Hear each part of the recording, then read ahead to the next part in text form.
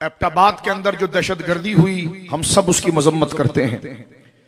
जश्न ईद मिलादुन नबी सल्लल्लाहु अलैहि वसल्लम के मुकद्दस काज पर जिन सुन्नी बच्चों के सरों पर उन बदबख्तों, खबीसों, लईनों ने गोलियां चलाई, उनके मरदूद और खबीस अमल की हम मजम्मत करते हैं। हाथ उठाकर कहे हम मजम्मत करते हैं।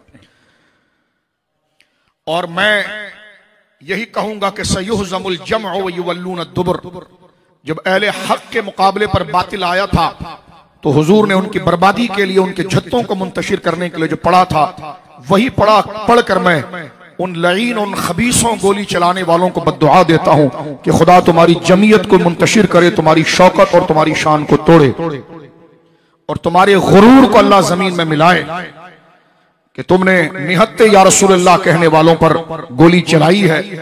अल्लाह रब्बुल आलमीन तुम्हारी जमीयत को पारा पारा करे, जमीन को तुम्हारे लिए जलजला करे, आसमान को तुम्हारे लिए आफत बनाए। मिलकर कहो सयुहज़मुल जमअ।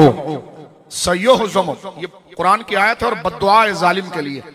15 दिन के अंदर इंशाल्लाह देखना ये कुत्ते की मौत किस तरह आते हैं फिर, कि जिन्होंने निहत्ते मुसलमानों को गोलियां मारी, सुन्नियों को गोलियां मारी।